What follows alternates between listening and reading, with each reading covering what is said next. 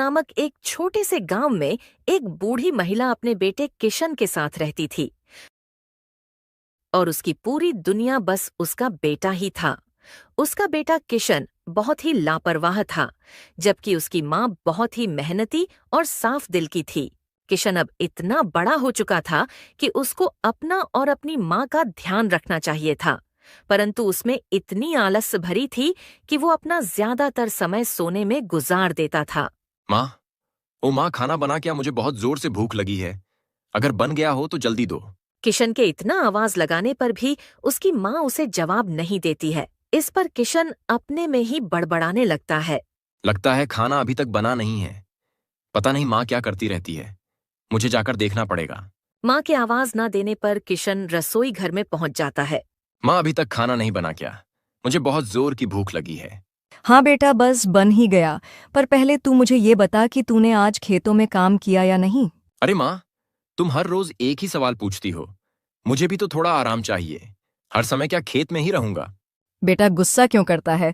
खेत तो हमारा जीवन है। अगर हम मेहनत नहीं करेंगे तो खाएंगे क्या?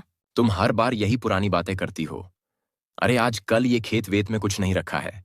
गांव के सब लड़के शहर जा रहे हैं और एक तुम हो कि मुझे कहीं जाने नहीं देती। किशन अपनी माँ से अपनी नाराजगी जता के वहां से बाहर चला जाता है।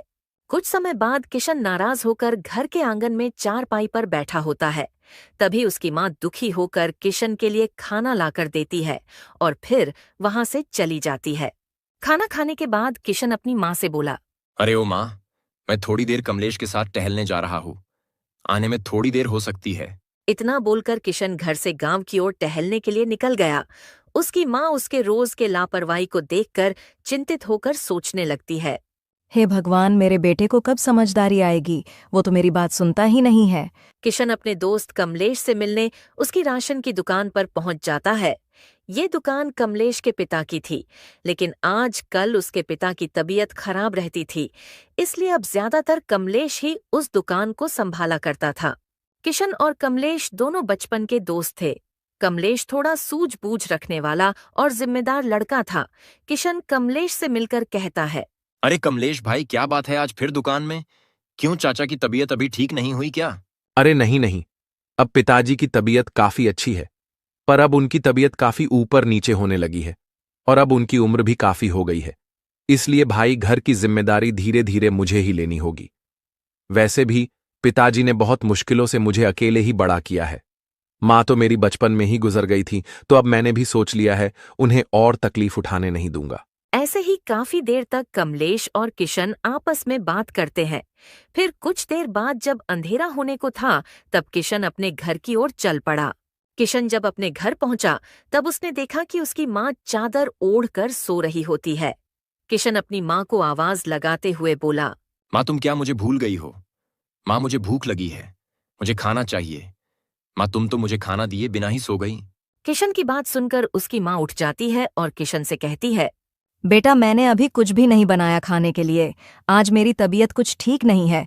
रसोई में जाकर देख, शायद कुछ दिन का बचा हुआ हो तो तू उसे गर्म करके खा ले। माँ की ये बात सुनकर किशन गुस्से में बड़बड़ाते हुए रसोई घर की ओर चल पड़ा।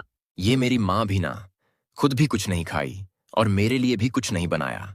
ये सब सोचकर किशन रसोई में जाता है और दिन का बचा हुआ खाना गरम करके खाने लगता है। दिन का बचा हुआ खाना खाने के बाद किशन सोने चला जाता है।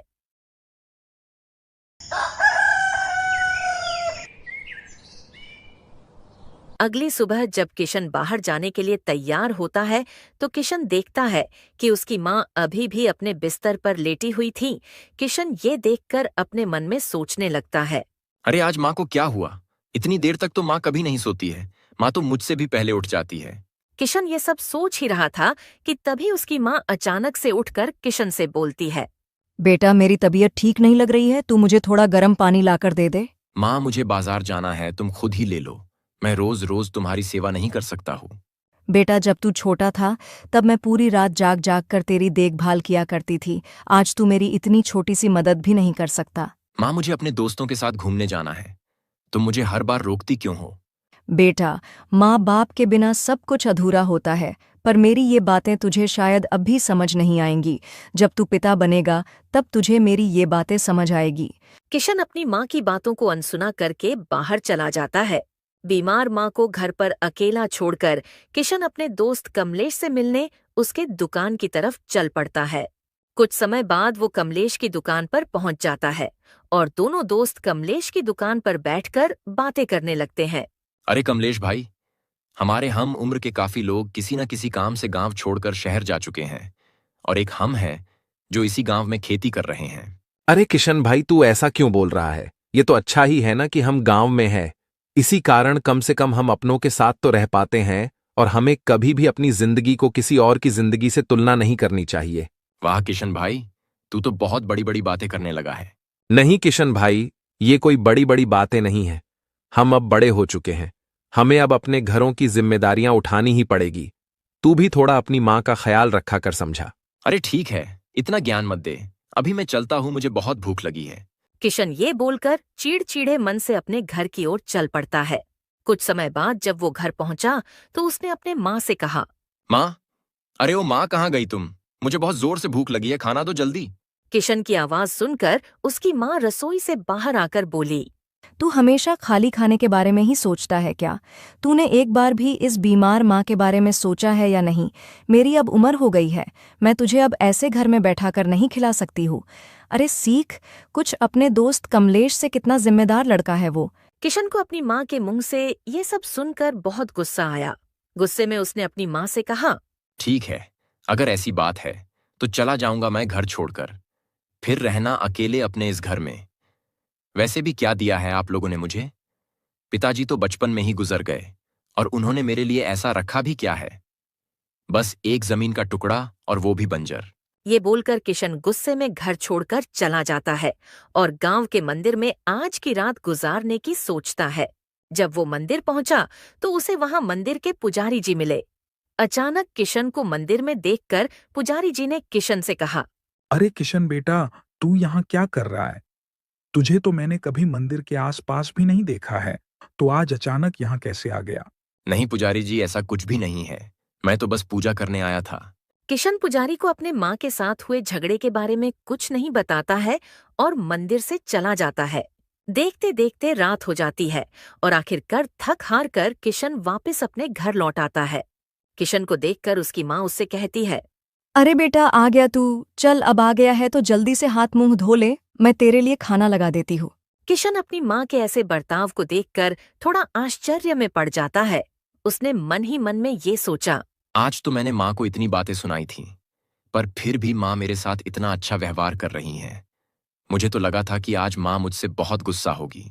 किशन यही सब सोचते सोचते अपने माँ के साथ बैठकर रात का खाना खाने लगता है और थोड़ी देर बाद खाना खाकर अपने कमरे में जाकर सो जाता है।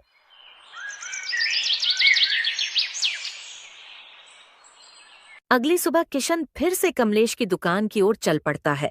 थोड़ी देर बाद जब वो कमलेश की दुकान पर पहुंचता है तो कमलेश उससे पूछता है, अरे किशन भाई, आज तो तू सुबह ही आ गया। क्या हुआ? आज का खेत का काम जल्दी निपटा लिया क्या? अरे भाई, कैसा खेत का काम? खेत के नाम पर तो वो बंजर जमीन पड़ी हुई है। कौन करे उस पर इतनी मेहनत? जिंदगी हो तो तुम्हारी तरह हो, दुकान में बैठे बैठे पैसे मिलते हैं। अरे भाई, तू हमेशा ऐसे ही क्यों सोचता है? कोई भी काम छोटा बड़ा या कम ज्यादा मेहनत वाला नहीं होता है।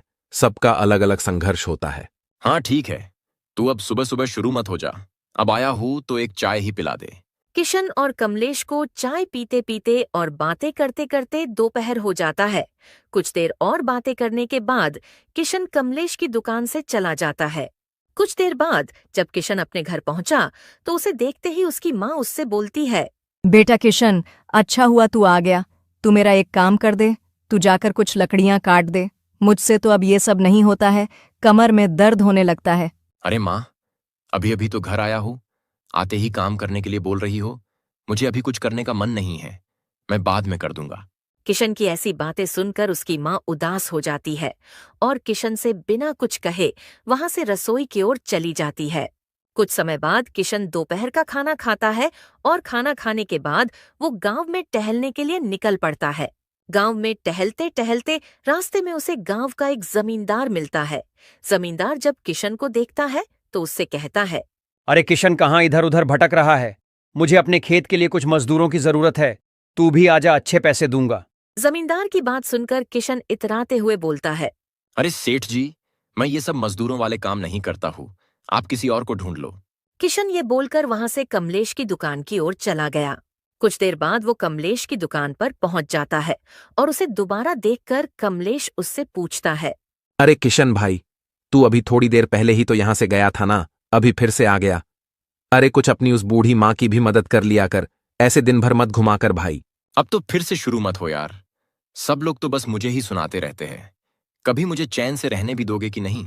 भाई तू गुस्सा क्यों हो रहा है? मैं तो तेरे भले के लिए ही बोल रहा हूं। ये सब छोड़, अभी मेरे मन में एक विचार आया है। मैं सोच रहा हूं कि मैं भी तेरे ही तरह गांव में एक छोटी सी दुकान खोल लूं। किशन की ये बात सुनकर कमलेश तो हैरान हो जाता है और किशन से पूछता है। भाई तू किस चीज का दुकान खोलेगा? और तू पहले ये बता कि तू दुकान चला भी पाएगा क्या? अरे क्यों नहीं चला पाऊंगा। दुकान चलाने की चिंता नहीं है, मुझे बस ये नहीं समझ रहा है कि किस चीज की दुकान खोलूं और कहां पर खोलूं। ठीक है फिर, तूने अगर दुकान खोलने की सोच ही ली है तो तू एक काम कर, तू फलों की दुकान खोल, क्योंकि हमारे गांव में कोई भी फल की दुकान नहीं है। गांव के सब लोग गांव के बाहर वाले बाजार जाकर फल लेकर आते हैं। और तू जगह की चिंता मत कर, मेरे एक चाचा के पास एक दुकान है, तू उनसे बात कर, वो तुझे शायद अपनी दुकान दे दे। ठीक है भाई, अगर ऐसी बात है तो मैं अभी जाकर तेरे चाचा से मिलता हूं। कमलेश से बात करके किशन सीधे उसके चाचा से मिलने के लिए निकल जाता है। किशन कमलेश के चाचा के घर के बाहर जब पहुंचा तो उसने देखा कि उसके चाचा अपने घर के बाहर चारपाई बिछाकर लेटे हैं। चाचा, ओ चाचा, उठना जरा, मुझे आपसे थोड़ा काम था। किशन की आवाज सुनकर कमलेश के चाचा उठ जाते हैं। अरे किशन, तू यहाँ क्या कर रहा है? कुछ काम था क्या? हाँ चाचा, कमलेश ने बताया कि आप ही मेरी मदद कर सकते हो। मुझे गांव में एक फलों की दुकान खोलनी है और मुझे एक अच्छी सी जगह चाहिए थी। अरे वाह, ये तो अच्छी बात है। आखिरकार तू भी एक जिम्मेदार लड़का बन ही गया है। ठीक है, मेरे पास एक दुकान है, वो मैं तुझे दे देता हूँ, लेकिन दुकान का भाड़ा हर महीने समय पर देना होगा। ठीक है, मुझे मंजूर है, आपका बहुत बहुत धन्यवाद। फिर क्या था, कमलेश के चाचा से दुकान मिल गई थी और कुछ लोगों से पैसे उधार लेकर किशन ने अपनी एक छोटी सी फलों की दुकान खोल ली थी। किसी तरह से किशन ने दुकान तो खोल ली, लेकिन वो दुकानदारी में बहुत कच्चा था। उसे तो अपने ग्राहकों के साथ ठीक से व्यवहार भी नहीं करने आता था। धीरे धीरे किशन का दुकानदारी में भी मन नहीं लग रहा था। अरे मैं तो थक गया हूँ दुकान में बैठते बैठते, आज तो ग्राहक भी नहीं आ रहे हैं और जब से दुकान खोली है तब से कहीं घूमने भी नहीं जा पा रहा हूँ। यहाँ दुकान पर बैठने से अच्छा तो मैं घर पर जाकर थोड़ी देर सो लेता हूँ। ये सब सोचकर किशन दुकान बंद करके अपने घर की ओर चल पड़ता है। कुछ समय बाद जब किशन अपने घर पहुंचा, तभी उसको घर पर इतनी जल्दी देखकर उसकी माँ उससे बोलती है। बेटा किशन, तू आज इतनी जल्दी घर आ गया, आज क्या बिक्री इतनी अच्छी हुई है? क्या खाक बिक्री हुई है? दुकान में तो एक भी ग्राहक नहीं आया। लगता है आजकल के लोगों ने फल खाना ही छोड़ दिया है। ऐसे में पूरे दिन दुकान पर कौन बैठा रहेगा? इससे अच्छा तो मैं घर पर थोड़ा आराम ही कर लेता हूँ, और वैसे भी आज का मौसम अच्छा नहीं लग रहा है। ठीक है फिर, आज तू थोड़ा आराम कर ले, बारिश भी होने वाली है। लेकिन बेटा, याद से कल दुकान पर चले जाना। तू ऐसे रोज रोज आराम के बारे में सोचेगा तो कैसे चलेगा? बहुत मुश्किलों से तो तूने ये दुकान शुरू की है, इसे अपने आलस के चक्कर में मत बर्बाद कर देना। हाँ माँ, ठीक है, तुम इतना चिंता क्यों करती रहती हो? अभी तुम यहाँ से जाओ और मुझे थोड़ी देर आराम करने दो। इतना बोलकर किशन चादर ओढ़कर लेट जाता है और उसकी माँ वहां से खाना बनाने के लिए रसोई की ओर चली जाती है। और तभी बाहर हल्की हल्की बारिश भी होने लगती है।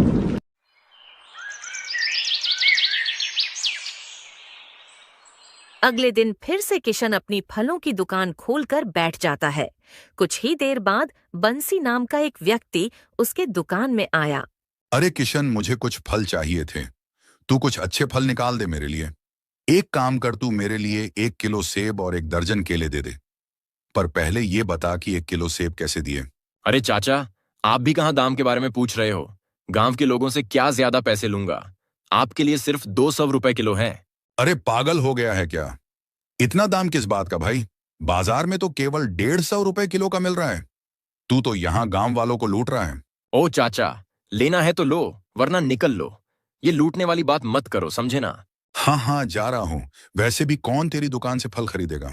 इतना बोलकर बंसी वहां से गुस्से में चला जाता है। किशन के ऐसे रुखे व्यवहार से गांव के लोग उसके दुकान से कभी फल नहीं खरीदते थे। देखते देखते कुछ ही दिनों में उसके सारे फल खराब हो गए। दुकान में बिक्री न हो पाने के कारण वह दुकान का भाड़ा भी नहीं दे पा रहा था। और तो और उसने दुकान के लिए फल खरीदने के लिए गांव के कुछ लोगों से पैसे भी उधार ले रखा था। गांव के लोग बार बार उससे उधारी के पैसे मांगने आते थे और धमकी भी दे जाते थे। अबे ओए किशन निठल्ले, कब देगा हमारे पैसे? जल्द से जल्द हमारे पैसे लौटा दे, वरना इतनी मार खाएगा कि तेरी माँ भी तुझे नहीं पहचान पाएगी। किशन किसी तरह तो उन लोगों को अपनी बातों से फुसला लेता था, परंतु कुछ दिनों बाद भाड़ा न भर पाने के कारण उसकी दुकान बंद करवा दी गई। लेकिन वह इतना लापरवाह लड़का था कि उस पर इन चीजों का कुछ प्रभाव नहीं पड़ रहा था। एक दिन जब किशन गांव में ऐसे ही घूम रहा था, तभी उसको रास्ते में दो लोग घेर लेते हैं और उसको धमकी देते हुए बोलते हैं, अबे ओए निठल्ले, बहुत हो गया तेरा, अब तो तेरी दुकान भी बंद हो गई। अब जल्दी से हमारे पैसे लौटा दे, वरना इतना पीटेंगे कि घर तक चलकर नहीं जा पाएगा। भाई इतना गुस्सा मत करो, मैं आज ही किसी भी तरह तुम लोगों के पैसे लौटा दूंगा। ठीक है, पर अगर आज शाम तक पैसे नहीं मिले तो समझ जा तेरे घर आकर तुझे मारकर तेरे घर का सामान ले जाएंगे और अपने पैसे वसूल कर लेंगे। किशन उन लोगों की बात से बहुत डर जाता है और परेशान होने लगता है। तभी उसके मन में एक ख्याल आता है, माँ के पास कुछ गहने पड़े हैं, मैं ले जाकर उनको फिलहाल के लिए जमींदार के पास रखकर उससे कुछ पैसे लेकर इनकी उधारी चुका देता हूँ, नहीं तो मेरी बहुत पिटाई होगी। फिर क्या था, किशन चुपचाप से अपने माँ के अलमारी से उनकी गहनों की पोटली चुरा लेता है और उसे लेकर गांव के जमींदार के घर की ओर चल पड़ता है। जमींदार जी, क्या आप ये गहने अपने पास रखकर मुझे कुछ पैसे दे सकते हैं? मुझे पैसों की बहुत जरूरत है। क्यों रे किशन, उस दिन तो बहुत बड़ी बड़ी डींगे हाँक रहा था, अब क्या हुआ? अब क्यों गहने रखने आया है? अरे उस दिन की बातों को भूल जाइए, मुझे फिलहाल पैसों की बहुत ज्यादा जरूरत है। आप ये गहने रखकर मुझे कुछ पैसे दे दीजिए। ठीक है, तू इतना जोर दे रहा है तो मैं तुझे कुछ पैसे दे देता हूँ। फिर क्या था, जमींदार किशन को उसकी माँ के गहनों के बदले में उसे कुछ पैसे दे देता है। जमींदार से पैसे लेकर किशन अपने सारे कर्ज को चुका देता है। ये रहे तुम लोगों के पैसे, और अब दोबारा पैसे मांगने मत आना। हाँ हाँ ठीक है, हमें भी किसी पागल कुत्ते ने नहीं काटा है जो तुझसे बिना मतलब के पैसे मांगने आए। हम तो अपने पैसे मांग रहे थे। देखते देखते ऐसे ही कुछ और दिन बीत जाते हैं। एक दिन किशन की माँ जब अपनी अलमारी देखती है तो उसे अपने गहने नहीं मिलते। गहने नहीं मिलने पर वो बहुत परेशान हो जाती है और हड़बड़ाते हुए किशन को ढूंढने गांव में निकल जाती है। अभी वो कुछ दूर गई ही थी कि उसे रास्ते में गांव का मुखिया मिल जाता है। मुखिया किशन की माँ को इतना परेशान देखकर पूछता है, क्या हुआ बहन, इतनी परेशान क्यों हो? कोई बात हो गई क्या? मुखिया जी, अब आपको क्या बताऊं, मैं तो बर्बाद हो गई। मेरे गहने किसी ने चुरा लिए हैं, अब मैं क्या करूंगी? मैंने तो वो गहने अपने बेटे किशन के भविष्य के लिए संभाल कर रखे थे। अरे अरे, ये तो बहुत बुरा हुआ। आपने ठीक से घर पर देखा था कि नहीं? नहीं मुखिया जी, मैंने अच्छे से देखा, पर मुझे मेरे गहने कहीं नहीं मिले, इसलिए अपने बेटे किशन को ढूंढ रही हूँ ताकि उससे पूछ सकूं, शायद उसने कहीं रखे हो। सुनिए बहन जी, आपसे एक बात बोलना चाहूंगा, आप बुरा मत मानिएगा। क्या हुआ है मुखिया जी, ऐसी क्या बात है? मुझे लगता है किशन ने ही गहने लिए होंगे। गांव में उसके ऊपर काफी उधारी थी, परंतु हाल ही में उसने अपना सारा उधार खत्म कर दिया है। नहीं मुखिया जी, किशन ऐसा नहीं कर सकता है। वह लापरवाह जरूर है, पर वो कभी चोरी नहीं कर सकता।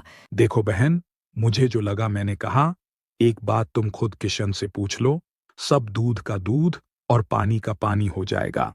किशन की माँ मुखिया की ऐसी बातें सुनकर उदासी भरे मन से अपने घर की ओर लौट गई। कुछ समय बाद जब किशन घर आया तो उसकी माँ ने उससे सीधे सवाल किया, किशन, तू सच सच बता, क्या तूने ही मेरे अलमारी से गहने लिए हैं? अपनी माँ से गहनों की बात सुनकर किशन कुछ भी नहीं छुपाता है और अपने माँ को सब कुछ साफ साफ बता देता है। किशन के मुंह से यह सब सुनकर किशन की माँ उससे बहुत गुस्से में बोलती है, अरे नालायक, तू अब अपने ही घर में चोरी भी करने लगा। क्या मैंने तुझे यही संस्कार दिए थे? अब मैं तुझे क्या ही दोष दूं? मेरी ही किस्मत खराब है जो मुझे तुझ जैसा नालायक बेटा मिला। अपनी माँ के मुंह से इतनी खरी खोटी सुनने के बाद किशन वहां से गुस्से में निकल जाता है और जाकर सीधे अपने दोस्त कमलेश से मिलता है। कमलेश उसको देखकर उसको पूछता है, क्या हुआ किशन भाई? तू इतने गुस्से में क्यों है? कुछ हुआ क्या? मत पूछ भाई, मेरी जिंदगी तो जैसे नरक बन गई है। रोज रोज मेरी माँ मेरे साथ झगड़ा करती है और आज तो हद ही हो गई। माँ को मैंने आज तो सब कुछ सच सच बताया, मगर माँ ने फिर भी मुझे बहुत कुछ सुनाया। अरे हुआ क्या? वो तो बता पहले। देख भाई, तू तो जानता ही है कि मुझसे दुकानदारी नहीं हुई और उस दुकान के चक्कर में मुझ पर कितना उधार चढ़ गया था। इसलिए मैंने अपने माँ के गहनों को गिरवी रखकर अपना सारा उधार खत्म कर दिया। और वैसे भी वो सारे गहने माँ ने मेरे लिए ही संभाल कर रखे थे। और अब मुसीबत के समय पर मैंने वो गहने इस्तेमाल कर लिया तो क्या गलत कर दिया? मेरे घर वालों ने मेरे लिए आखिर किया ही क्या है? जायदाद के नाम पर बस एक टुकड़ा जमीन और बस थोड़े से गहने। जब उससे मेरा कुछ भला हुआ तो उससे भी माँ को दिक्कत है। मैं तो तंग आ गया हूं माँ से। तू पागल हो गया है क्या? कुछ भी बोले जा रहा है। अरे तेरी माँ तो तेरे भले के लिए ही बोलती है ना। तूने वो गहने लिए नहीं, तूने वो गहने चुराए हैं। और चोरी करना अच्छी बात होती है क्या? तू कभी नहीं समझेगा माँ की कीमत। मुझसे पूछ, माँ के बिना कैसा लगता है? तू तो हमेशा मेरी माँ की ही पक्ष लेता है, ना जाने तू मेरा दोस्त है भी या नहीं। किशन जब ये सारी बातें कमलेश से कह रहा था तो कमलेश का पिता भी यह सारी बातें सुन लेता है और वो आगे आकर किशन से बोलता है। अरे किशन बेटा, तू तो बिल्कुल अपने पिता की तरह निकला रे। तेरी उस बेचारी बूढ़ी माँ ने तेरे लिए क्या क्या नहीं किया, लेकिन तू है जो अपने माँ के बारे में ऐसी सोच रखता है। तू कितना बुरा बेटा है। तू बिल्कुल अपने पिता की तरह लापरवाह और स्वार्थी है। तेरे पिता ने भी अपने नशे के चक्कर में तेरे दादाजी की सारी जमीन जायदाद बेचकर खत्म कर दी, लेकिन तेरी माँ ने तेरे पिता से लड़कर तेरे भविष्य के खातिर थोड़ी जमीन बचा ली। अरे जब तू छोटा था तब तेरी माँ दूसरों के घर पर काम करके तेरा पालन पोषण करती थी और अब तू उनके किए कर्मों का ये सिला दे रहा है। कमलेश के पिता से ये सब सुनकर किशन को बहुत बुरा लगा और उसको अपने माँ के साथ किए बर्ताव पर पछतावा होने लगा। हाँ चाचा, आप सही बोल रहे हो। मुझसे बहुत बड़ी गलती हो गई है।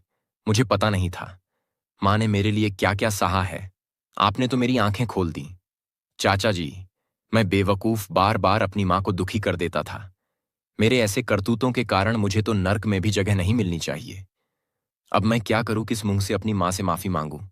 मैं तो माफी का भी हकदार नहीं हूं। अरे किशन, मायूस मत हो। वो तेरी माँ है और माँ कभी अपने बच्चों से नाराज नहीं रहती। बेटा जो हुआ सो हुआ।